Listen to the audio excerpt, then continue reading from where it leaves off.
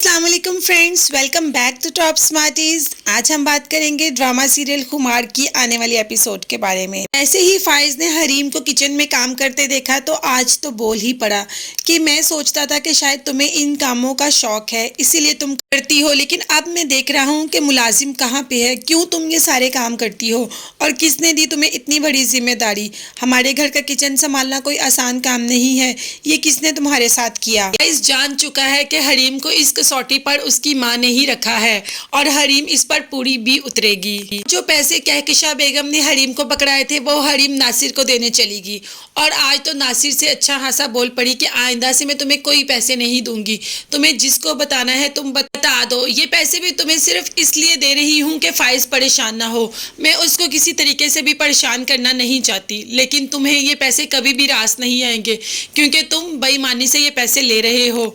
नासिर को तो इन बातों से कोई फर्क पड़ता ही नहीं, वो तो ढीठ होके पैसे लेकर चला गया और यहाँ पर कहकशा बेगम एक बहुत बड़ी गेम खेल रही हैं।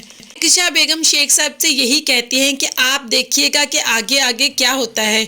वो तो आपने सुना ही होगा कि ऐसी चाल चलो कि सांप भी मर जाए और लाठी भी ना टूटे, तो बस मैं ऐसी ही चाल चल रही हूँ कि सांप भी मर जाएगा और लाठी भी नहीं टूटेगी।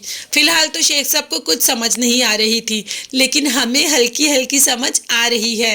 शाह बेगम ने वो पैसे हरीम को उसकी शादी का गिफ्ट दिया था, लेकिन कुछ दिन बाद ही फाइज के सामने हरीम को कहना शुरू होगी कि मुझे मुलाजमों को पे देनी है और कुछ बिल्स अदा करने हैं, तो वो पैसे जो मैंने तुम्हारे पास रखवाए थे वो मुझे ला दो। हालांकि तब कहकशा बेगम ने कहा था कि ये पैसे तुम्हारे हैं, नहीं है कि बतौर अमानत रखवाए थे।